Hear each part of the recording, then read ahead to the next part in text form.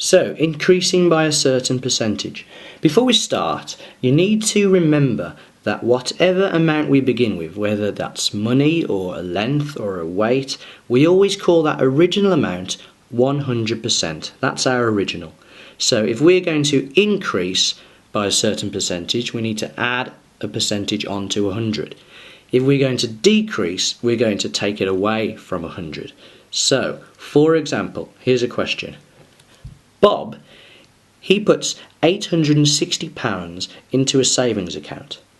The savings account has 3.4% interest. That means at the end of the year, the bank will pay an extra 3.4% of whatever was in there and give it to him as extra money.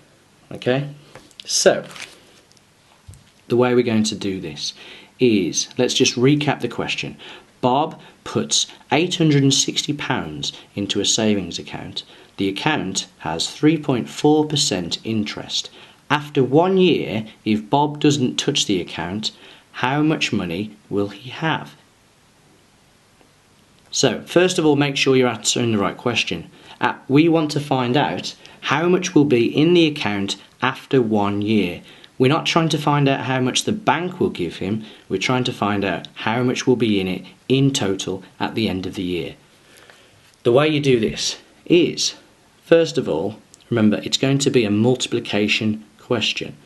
We have to take our amount, and in this case it was the £860, and we need to multiply it by the percentage that will be in the account at the end of the year. But not just the percentage. The percentage must be written as a decimal. So, first of all, write down £860.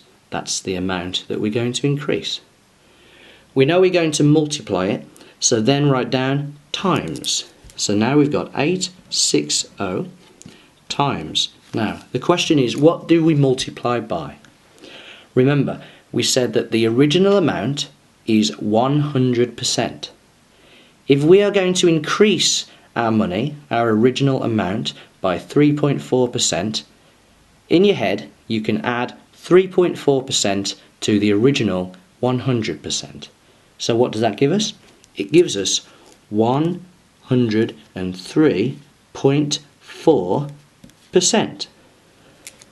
So we're going to multiply by that, but as a decimal. We found out that to turn a percentage into a decimal, we will divide the percentage by 100.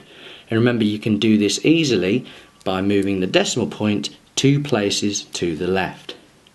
This means to increase £860 by 3.4%, we will take 860 and multiply it by 1.034, and that gives us £889.24.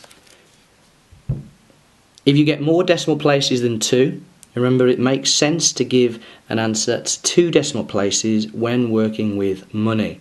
That of course is because the decimal places are pence. So at the end of 1 year, Bob will have £889.24 in his account. That's increasing by a percentage.